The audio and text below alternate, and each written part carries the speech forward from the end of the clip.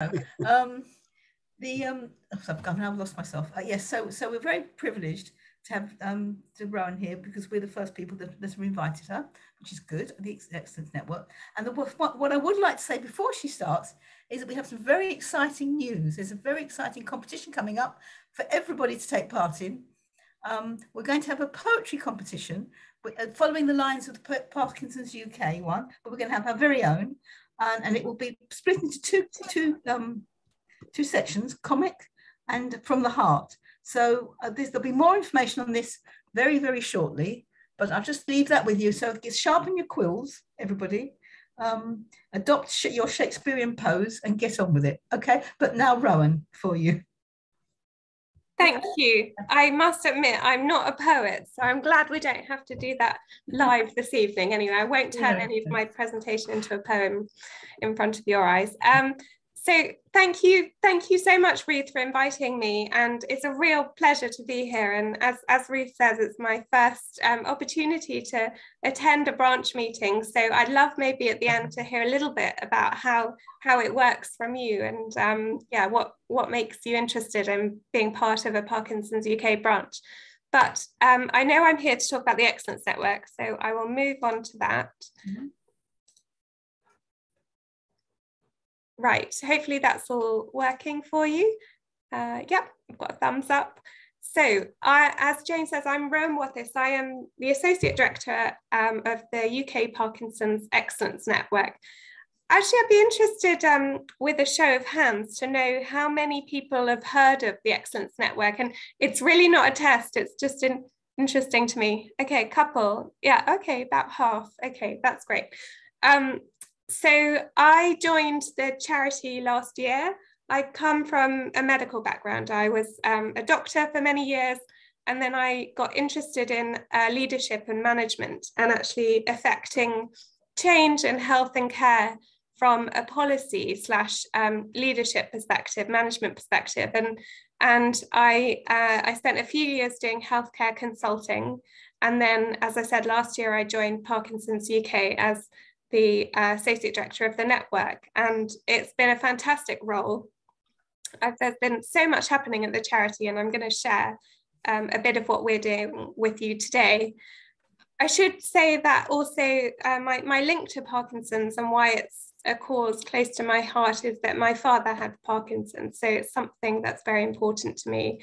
He was lucky enough to have fantastic healthcare, but I know that that's not the same for everyone, and that's what really drives me in my role. So let's go to the first slide. So for those that have heard of it, and for those that haven't, this, you know, here's how we describe the Excellence Network.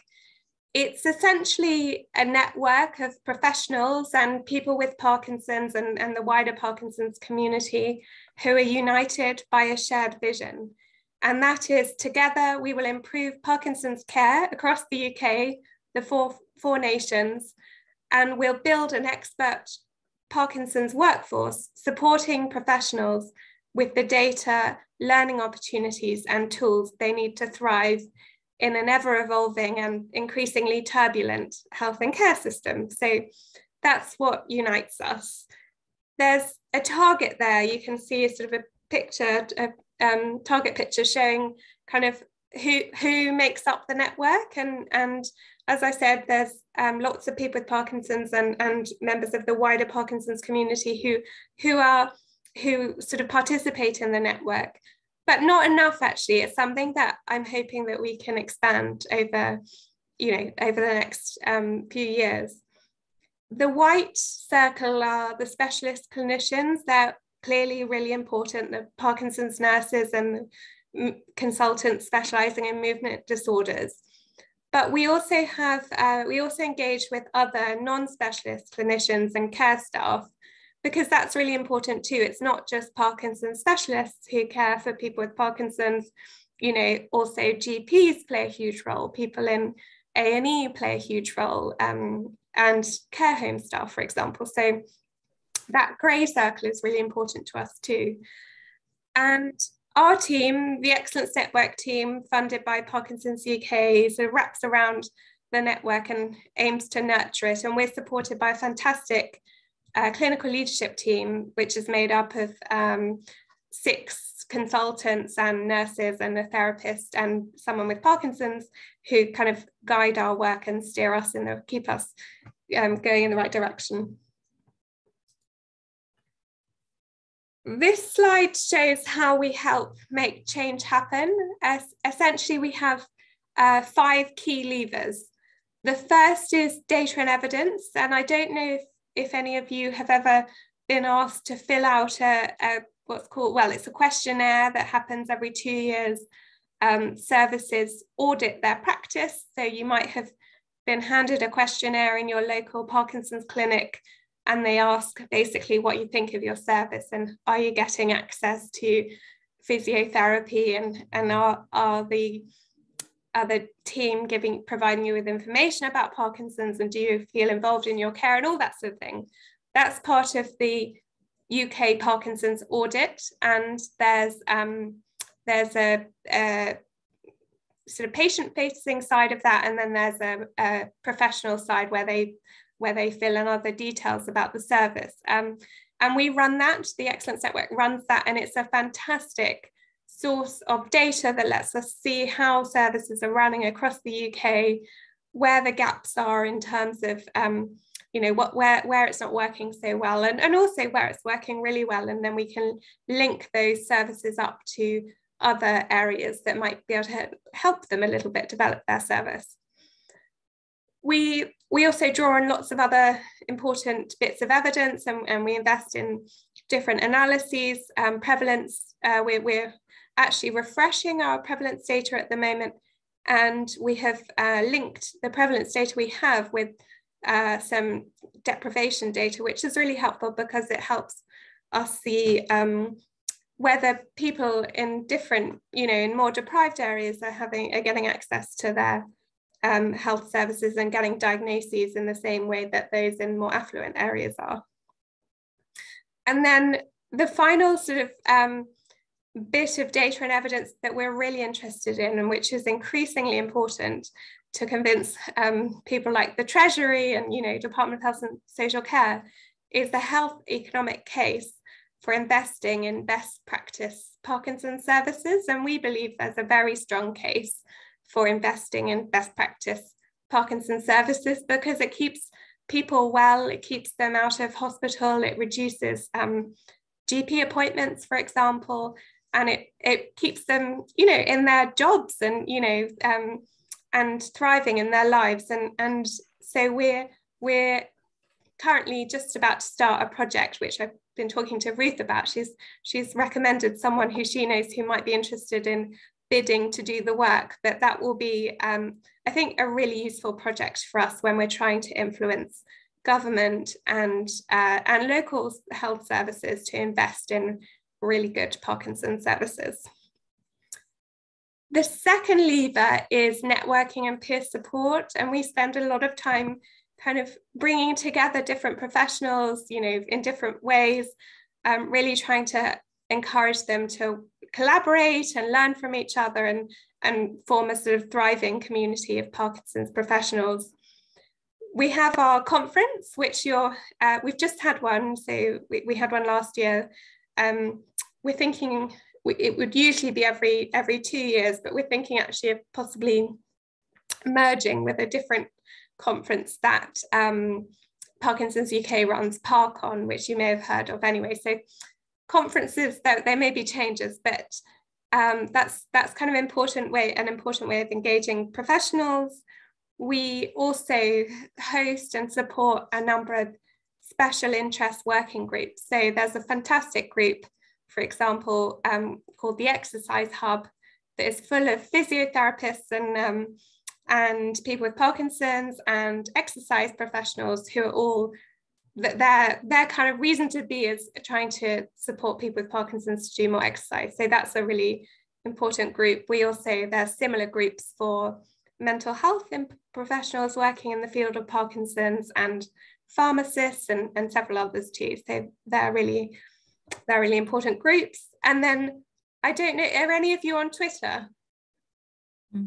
Yeah, okay. So we also have our own Twitter account, which kind of talks about developments in health and social care. It's kind of mostly aimed at professionals, but if you're interested in innovations in health and social care, then it's a good one to follow. The third lever is our learning hub and resource directory. So we provide lots of different learning opportunities, from like bite-sized 5-10 minute courses, presentations, to longer, more detailed courses for all sorts of professionals, nurses, doctors, therapists, etc. We run a specialist induction for nurses twice a year for all new Parkinson's nurses, so that they're really equipped to do their job and really get started with a bang. And we've just launched and just announced the dates for a new therapist course, so for any new therapists working in the field of Parkinson's, so that they feel really equipped to start their new role.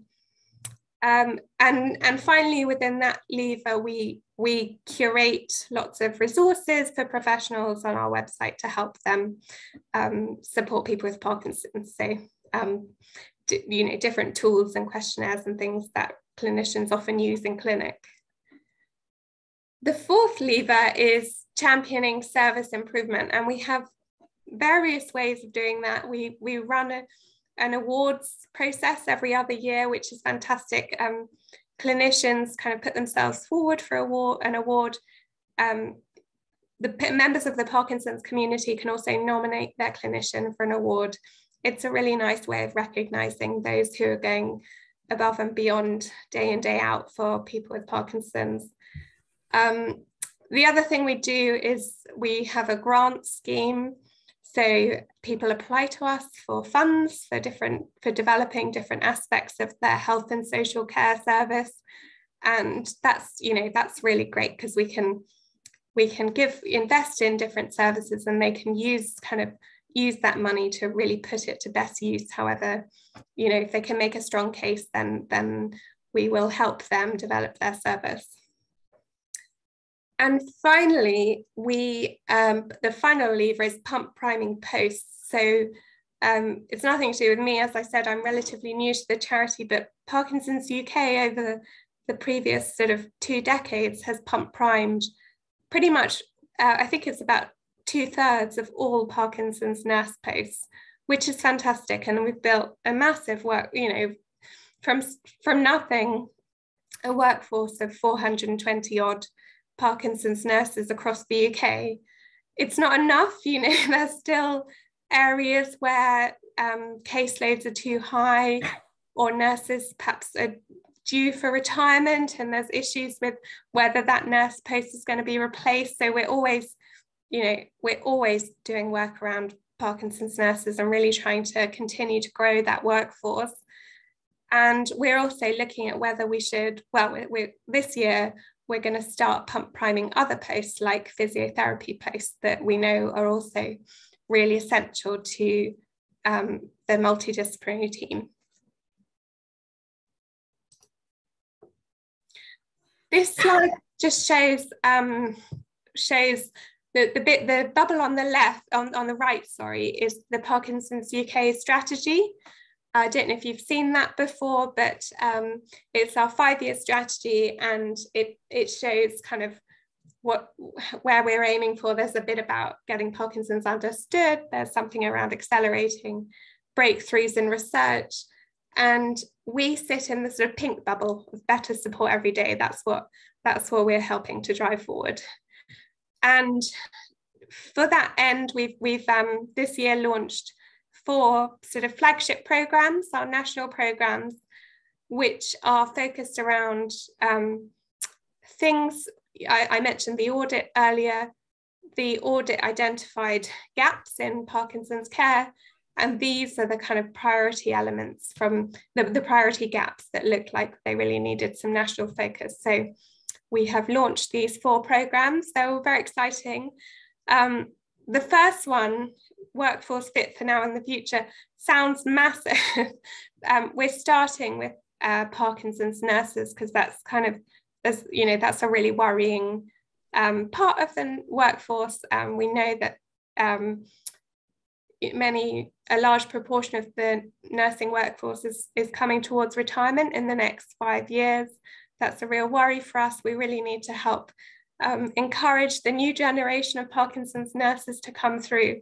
And the programme is around trying to attract the new generation of nurses into Parkinson's posts, and also trying to ensure that hospitals and community trusts are developing really sensible succession plans. I don't know if any of you are familiar with NHS workforce planning, but often it takes someone to leave their job and then several months go by and then a new person is brought into post, and that really is not adequate. And we know that an overlap between a Parkinson's nurse retiring and the new one coming in is so helpful for passing over the caseload and also helping upskill the new person coming in. So that's the focus of that programme.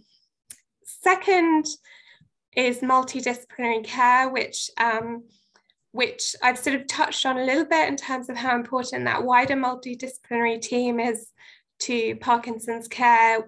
When I say multidisciplinary team, I mean doctor, nurse, physiotherapist, occupational therapist. Sometimes some teams have a neuropsychologist, which they're very lucky to have. They're quite rare, but we as the Excellence Network really want to help areas develop their multidisciplinary teams, and we are currently recruiting for 8 what we're calling accelerator sites who will support to really kind of drive forward with their multidisciplinary team. And if that goes well, we can do it again. I mean, 8 is a small number given the number of Parkinson's services across the UK, but that's where we'll start and hopefully spread the learning from those sites more broadly and work with more and more over the years. The third programme is around better bone health, and even, I've studied medicine, I've been a doctor for many years. I didn't know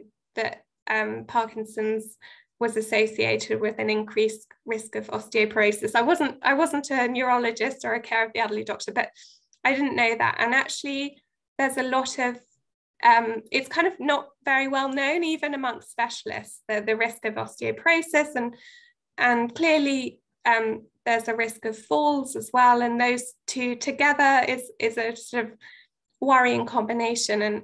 But there's actually a lot that can be done to improve bone health, both as an individual, so someone with Parkinson's, in terms of diet and strength exercises, etc. And there are things that the clinical team can do better. So, for example, picking up a diagnosis of osteoporosis, and then there's treatments that can be useful for people. So there really are things that we can do to improve people's bone health, and we want to make sure that that's happening everywhere, in every Parkinson's service.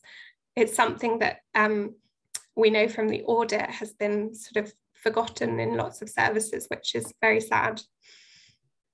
And finally, and this is one that's comes up loud and clear from our Parkinson's community, the sort of cracking, get it on time. It's something that has been going around, the charity's been working on it for years, but because it's, the workforce changes and it feels like it's a constant battle to keep people trained and understanding how important getting Parkinson's medication on time is. And so we're trying to come look at it with fresh pair of eyes and really see if there's a way that we can crack this once and for all. There are opportunities through different ways of working and different ways of measuring how drugs are given, particularly in hospitals. So electronic prescribing, which can really help us see the scale of the problem and which hospitals are outliers. And, there's challenges too with that, but that program is trying to sort that problem out. And we're starting with hospitals because, I think it's really sad that many people with Parkinson's say they're afraid to go to hospital because they're worried they won't get their medication, but that should be a safe place. once we've cracked hospitals, I'm not sure that we'll ever crack it, but once we've got a lot further with hospitals, then we can also focus on the community and care home settings as well, because they're just as important. I'm almost there, so don't worry. I'll talk for another sort of 5 minutes or so, and then I'll open to you guys for questions. I just wanted to share a few highlights from last year, so that you can really see what we do. I won't go through all of them, but let's pick a few. So last year we had more than 25,000 health and social care professionals accessing our learning hub, which we're extremely proud of. And like I say, that's not just Parkinson's professionals, that's, you know, GPs, carers, etc., all sorts of different professionals. So we also trained 1,500, we ran a volunteer-led education program where members of the Parkinson's community go into care homes and talk to staff for an hour about Parkinson's and what it means and how to better support people with Parkinson's. And we had, we sort of trained, the volunteers trained 1,500 people through that last year. And we supported the development of 25 new nurse posts across the UK, including 2 that we funded. All the others we've been involved with, but not necessarily provided the direct funding. And we had 73 nurses through our inductions over the course of the year. And finally, in Cumbria, actually, we funded our first ever clinical and research medical fellowship, which is addressing an issue in Cumbria. They find it really hard to recruit doctors. So we're trying, and they also, the community does not have good access to clinical trials. So we're trying to address that with the special fellowship post, which we're very excited about. This slide just shows what changes and innovations are on the horizon and what we're kind of keeping our eyes on. There's a lot of change within England at the moment. You may have heard there's a white paper going through, and the NHS is restructuring. I mean, the NHS has restructured many times over the years. I think this current restructure has got quite a lot of support from clinicians, and people generally think it's a good thing, and it's about more collaboration and better transitions of care between hospital and community and that sort of things. But there will be disruption related to the restructure. We're looking at it from what opportunities does that give us in terms of trying to improve Parkinson's care. So we're very much keeping our eyes on that and responding to consultations and making sure that the Parkinson's voice is heard and the professional voice is heard as well. COVID, as I'm sure you've watched, has really helped accelerate that bench to bedside process. So kind of, a drug being developed in a lab to being, given to millions of patients. I work extremely closely with our research team, and they sort of keep me posted about all the clinical trials happening. And the reason that's important is so that I can help ensure the health service is ready as and when new treatments come up. So we're ready to kind of make sure they're on formularies, make sure that things can be prescribed, and that we haven't got the golden cure yet. But there are other things coming along, symptomatic treatments that we need to make sure are accessible to people with Parkinson's across the UK. So an example is opicapone, a drug, wasn't available in Scotland, and we've been really fighting to try and get that available in Scotland, and it now is. So that's fantastic. But I can't take credit for that. That's mainly the Scotland team, but that sort of thing.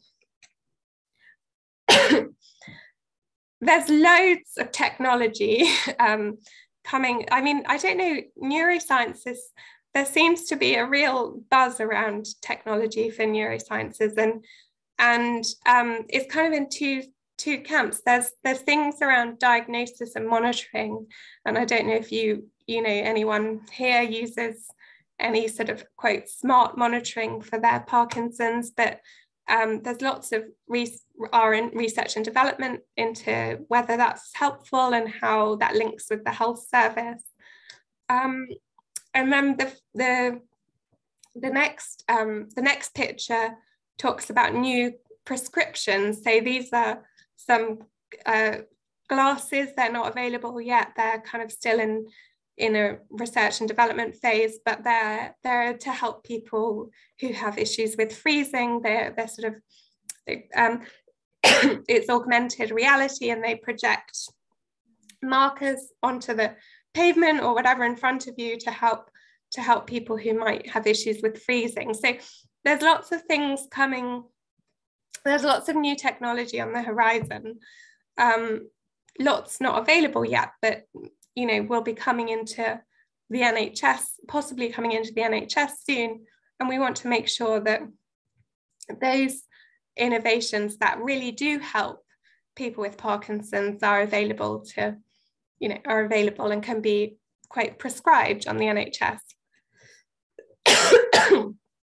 Sorry. And then finally, I'm so hesitant to say this because it's been on the horizon for a long time, and it looks easy and it's really difficult, but that integrated electronic record, so that any health and care professional who sees you understands, the person's background, and that person doesn't have to repeat their story 100 times. And we've got that wonderful record that is available to everyone to see, including the person whose record it is. So I think that will really help, both in terms of clinical management, but also actually in terms of research, because that integrated record can, where people are willing to share anonymously their data, that really helps with different aspects of research. Ruth told me to put this slide in, so I put it in. I did as I was told. She said, I needed to tell you what's in it for you guys. So you can get involved with the Excellence Network. Why would you do this? Well, I've already mentioned it's a way of hearing about the latest innovations in Parkinson's care, if that's of interest to you. You can have your say on what improvements might be needed locally or nationally. And you can get involved in specific issues or initiatives in your locality. How you get involved? Well, there's many different ways. So I quickly run through them all. Firstly, talk about us, tell people about us. And you can tell your specialists, your clinical team about us. And if they're not involved, you can encourage them to get involved. We have a newsletter that comes out monthly, which you're very welcome to sign up to. It's you can find the link on the Parkinson's UK website. It's actually quite hard to find, so I'll send you the link. It sort of comes under a heading which says professionals, which isn't very easy for wider members of the Parkinson's community to find. So we're trying to change that, but I'll send you the link. I mentioned Twitter. If you're interested in telling your story, that sort of helps us with making the case for different improvements in health and care. Good stories and bad stories relating to how your experience of health and care. My colleague asked me to plug this next opportunity, which is, or it's a way of getting involved. They're developing a symptom clip bank, which is used for training professionals. So, if you're interested in being filmed for that, then he would very much like to talk to you. Sorry, I'm losing my voice. I mentioned the volunteer-led education program. That's the program where volunteers go into care homes and talk about Parkinson's. You could become a volunteer. That's a bit more in depth more intense than some of the earlier opportunities, but we always welcome new volunteers, and you can do as little or as much as you like. You can apply to join one of our national programme steering groups, or you could become a lay grant, so it's sort of a lay person who reviews some of our grants proposals. You know, people who are asking for money from us, you could help us review and decide which ones are worth investing in. And finally, you could come along to one of our online or in-person events, and details of those will come out in the newsletter and on Twitter as and when we're marketing them. So that's it. Thank you for listening. I'm very open to questions, and you'll see our email address is there and our Twitter handle. And as I said, I'll post the link for how you can sign up to our newsletter if you're interested in that. Well, that's wonderful. And who wants to have the first question? Thank you so much, Rowan. That was really good, and it's really good. I hope I was polite when I suggested that. Oh no, absolutely. I'm glad you steered me in the right direction. So thank you. But I think that's who would like to ask the first question of Rowan. You'll need to come off mute as well, because everyone's muted at the moment. So yeah. Margaret, is Margaret put her hand up first? So Margaret, yes, she's muted. Margaret, you're muted. Up better. Yeah. I think Rose was before me, but never mind. Oh, sorry, Rose. But never mind. Starting at the beginning, Rowan, when you had the bullet, like a dartboard, I would call it, but you know what I mean. In the centre, it said something about Parkinson's. It didn't actually say Parkinson's family or carers specifically. It said people with Parkinson's and the wider Parkinson's community. I guess it doesn't explicitly say families and carers, but they're very much part of that, because. Well, I guess they were, but it kind of. Not explicit. Yeah. And I think maybe it should be, because they are a huge part of people with Parkinson's rely hugely on their families and friends as carers, or just not necessarily carers, but listeners or helpers in general, really. Excuse me. Yeah, thank you. That's helpful feedback, and I will endeavour to change the picture. Rose, I think it's you next. Yeah, I'll take myself off. Yeah. Rowan, so I was wondering, can I have your number? Well, because thank you, because we're well, over the years we have conversations with our local hospital, and also with the rehabilitations, the neuro rehabilitation services locally. We've got a number of issues which it's a bit of a battle, really, trying to help them to improve, because obviously they've got so many constraints themselves, not least of which is money, but also, and I'm just wondering if I could have a conversation with you offline, just to make sure that we're making the most of the Excellence Network, and maybe even if you would have a conversation with some of the people that we speak to, just yourself, or come along to one of our meetings virtually. I don't know whether that's talking out of turn in asking that. No, that's a very, very welcome request. And which is your local hospital or service? West Hertfordshire NHS Trust, so it's Watford General. Right, okay. I for my very first year as a doctor, I was posted to Watford, so I know the hospital. But yes, that's absolutely fine. Please email me. I put my personal email in the chat. Please email me. And I know that one of my colleagues, Denise, has been working with Watford. Do you know Denise? Yes, Denise is in the group that we meet with. So I'm sure that it would be good for me to have a chat with you, just to make sure I understand things. We're making most of everything as well. But Denise is on the group with her.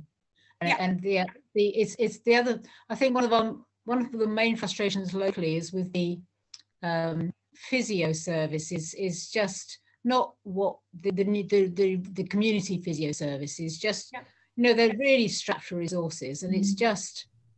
I don't know. You did mention that you were talking about pump priming physios, and of course my ears are going to prick up every time you talk about pump priming. So I don't know how we access, because whenever I've mentioned, because we're trying to get more nurses, we have problems with nurses, lots of issues locally. Yeah. And I don't know how we get our hands on that pump priming money. Yeah. So we will be welcoming bids throughout the year. I can tell you we haven't opened this sort of round yet, but it will be our first time pump priming physios. Obviously, pump priming is a very expensive model, so there are only so many we can do a year. It's, it costs £100,000 to pump prime a nurse for 2 years, because you're not just paying their salary, you're paying their national insurance, pension, etc. So it is expensive, and we'd love to do more, but we do as much as we can within our resources, and we would very much welcome a bid. We're going to do it carefully so that people sort of can express interest without having to do a full business case, so that people aren't wasting their time, because we don't want 100 people to apply and then disappoint 97 of them. So we're gonna try and work up a way of doing it, and it will take us years to build up the right physiotherapy, the workforce for Parkinson's, but we need to start somewhere, so we'd welcome a bid. Thank you. Janet's got a hand up, I think. Have you got your hand up, Janet? Yes, I did. Oh, good. Yes. Further along the lines of physiotherapy, it's really taking ages and ages to get any physiotherapy treatment on the NHS. Is there any way that you could do something like an independent Parkinson's clinic outside of the NHS? So we're not a service provider. I'm not quite sure what you're suggesting, but we're not. It would be a very different road for us sort of to start, I guess. I know it would, but maybe it needs to be happening, something different. Yeah, no, you're right, and people right here, right now, they need that support now. I would say that as part of the physical activity program, they are training up more and more exercise professionals to really understand Parkinson's and how to help people exercise safely and effectively when they have Parkinson's. And it may be that if you're struggling to get appointments with a physio, there might be some exercise providers in your locality who have been trained to help people with Parkinson's. So clearly they're not physios, and it's different, but it's just something that might help. We do have quite a few in this area. We're very fortunate to have quite a few exercise groups and people who are well trained in servicing those groups, but it just seems that as soon as you go towards the professionals, there's this 18, 20, 24 weeks wait to see a physio, and that's just not on. I've been told 30 to 40 weeks, and that was when I'd waited 12 weeks because they failed to send the email, and I waited for another 6 weeks before that to get a telephone appointment to be referred. I hear you. It's not good enough. I hear you, and there's a lot of work to be done, and I don't have an easy quick fix answer. Just throwing it into the mix. Yeah, I think actually if it'd be helpful, we always collect snippets from our community, that we use sometimes, in meetings, for example, with MPs and things. It's really helpful to have those little snippets of information, like Margaret's been waiting, what did you say, 30 weeks? Or, that's 30 to 40 weeks, and that was when I finally got through to... After 12, 12 weeks, and then part of that 6 weeks. So by the time, it'll be nearly a year by the time I get an appointment from when I was referred by my consultant. So, and I mean, I've just got a specific problem I want advice on. I don't need an ongoing thing. I mean, one appointment do that's all. Yeah, it's a nightmare. So I would say, if you're happy to share that information with us, you can email it. Yeah, maybe just write a little email to me, and I can forward it on, and we can use that when we're trying to get our voice heard in different situations. So yeah, sorry, I'm not providing you with, it's really important. I know it is, and it's an important part of the multidisciplinary care program. And as I say, we're moving into funding pump priming therapists, but we know there's like a lot to do, and it's a big, it's a big problem. Who else? Anybody else? Yeah, no? Any more questions? I'm on the line. Oh, Rose again. No, I'm not going to ask a question. I'm just going to give a little bit of good news. When you're talking about getting it on time, so this is, when you're in hospital, and how well do they manage your medication, and it's not easy for them, because the ward rounds, the medication rounds never go inside when people actually need their Parkinson's meds, but they have, in Watford General, they have introduced now electronic data about all prescriptions, so they'll be able to see now exactly when every single medicine, every single tablet is given to individuals. So it's something they're going to be able to spot where the problems are much better, and they've literally only just introduced it in the last few months. So I think that's a positive development. Yeah, because seeing that timestamp collected over all the people with Parkinson's admitted, that's really helpful information, because they'll see the size of the problem, and then it really helps with their efforts in terms of training and focus. So yeah. I'm going to ask a question as well. We have in the branch, we have a really good dance moving to music, and I think the woman who runs it has lots of empathy. She's very kind, and she's very caring. Is there any way you can recognise people who are outside of even the peripheral of? Yeah, let me think. So, do you mean sort of in the same way that we have our awards for?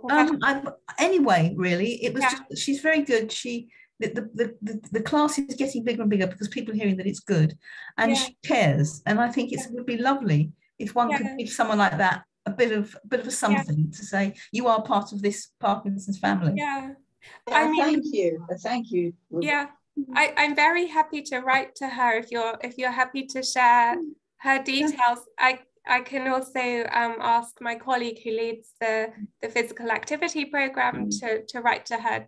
Is it her? Sorry, and I think also that she does have experience that could help someone, people in the Parkinson's, because she's ballet, she's the ballet dancer. Wow. Okay. Ex-ballet dancer, so she has a different view of it to maybe the medical profession, but the way that she cares about people and encourages people is really good, and it's very good for them, it's very good for their soul, I think. Yeah.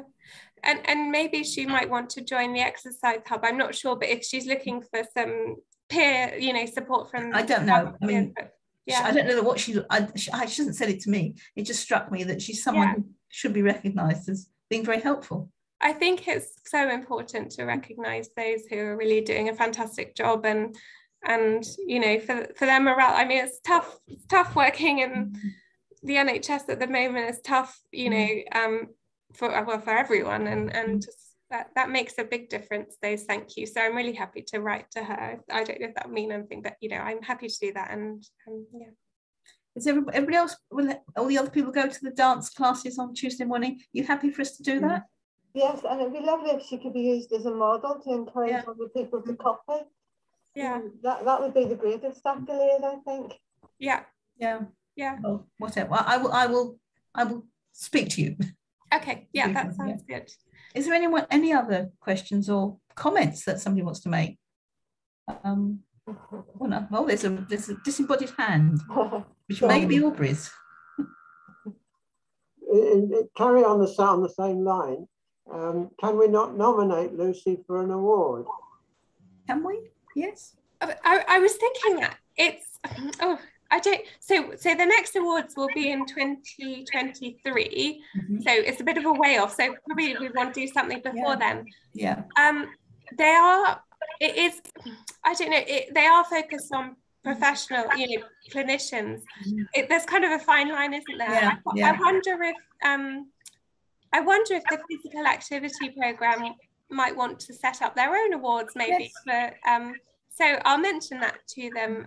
I think even if say we get lots of nominations, and actually a nomination is very means a lot to people. So even if she didn't win, just the nomination is kind of good. So I would, I don't see why you can't nominate her, because even if she doesn't fulfill the criteria or whatever, she'd still have the nomination. So I'd encourage you to do that, although it's not going to be for a little while, but she's doing a really good job, so I think it'd be nice to tell her that she's doing a really good job. Yeah, I agree.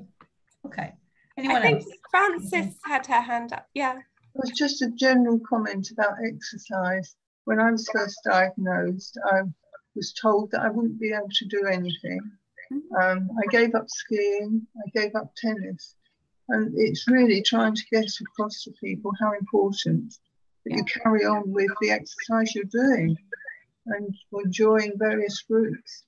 Yeah. I just felt that I missed out to begin with on what I could have done. Do you mind me asking when that was, Frances? Quite a long time ago, about 10 years ago. Okay. I'm play badminton now, which is a group we've organised within our Parkinson's group. Right, yeah. I would hope that the message about how important exercise is coming across, there's no excuse really for clinicians not to be encouraging exercise. It's something that is talked about everywhere. So I would hope that has changed, but if it hasn't, I'd be really interested in if there's any individuals or, or services that aren't encouraging exercise. As you say, Frances, it's absolutely essential. So I would, do let us know if there are services that aren't encouraging exercise. Well, who's next? Anybody else? Oh, no, yes. Oh, Jane. Hello, Jane. You're yeah. Just to say, it's encouraging to hear that West-Herts Hospital has finally partly got their act together with the tablets and knowing when they're given. My husband was in hospital there July for 10 nights last year, and they did have like a clock above his, like an analog clock above his bed to when the times of the tablets were meant to be there. So I thought, well, some message is eventually getting through. Yeah. The rest of the West-Herts Hospital, I'd happily blow up actually, but that's another story. Yeah, that's good to hear. Was it their own designed clock, or was that it will be no, it had UK Parkinson's on it. It Right. did have Parkinson's on it, I'm pretty sure. I can't quite totally remember, I'm pretty sure it did. Yeah. That's good. Yeah. Yes. Anyone, if you're wanting to, that you can order through the Parkinson's UK shop free wash bags, posters, put one up they'll probably ask you to take it down, but take it, I'd encourage you to take it to hospital, put it on the table, so that everyone can see it. And I think it just reminds everyone how important it is. So I wouldn't, but I guess I'm suggesting, if you want to, just take your own poster, order a wash bag, and just, it can't hurt to have that extra messaging. Yeah. Anybody else? Are there any other hands going up? Or Yes, there's Margaret again. I think one of the main problems about having people with Parkinson's is that the outside world so often see us as being completely fine. And they don't understand that you can be walking down the street 1 minute and you can appear absolutely fine, and 10 minutes later you could be walking back again and you're crawling, or you're freezing, or whatever it is. Yeah. And they just can't get their head around that. I know. I've been one person with Parkinson's who I work very closely with. She does a lot of stuff for the Excellence Network. She's been filling in a personal independence plan form recently, which doesn't recognize the fluctuating nature of Parkinson's. It's impossible to fill in, and my policy colleagues are trying to really, I mean, it's just one example of like how this system doesn't recognize. You have to be really firm and really in your face. Yeah. I mean, I had one instance, and we were on the phone, and I didn't know, what's your name, what's your date of birth, the umpteenth time, and I just kind of, and my daughter was here, and I just gave her the phone, and I heard her say, well, if this isn't an emergency, perhaps you'd like to tell me what is. And then we got some action. Yeah. But sometimes you despair. Yeah. Well, I think that it's now 8 o'clock, nearly 8 o'clock. If there's no more questions, I think we're going to thank Rowan very, very sincerely and say thank you for introducing us to the Excellence Network. We will all now know what it is and try to access it and recommend all our nice consultants, not the others, but only the nice ones. Yeah, and I've put my email in the chat. I haven't found the link for the newsletter, but I'll send that to you, Ruth, for you to share if you want. And thank you, Simon, who's just sent me a little reminder to move my car. So thank you very much. I will go move my car. Don't move your car before the tree falls on it. I mean, I wish it won't. It's so lovely to meet you all. Thank you for having me. I've really enjoyed this evening. As soon as we can have you up to meet us in person, we will. Oh, it's been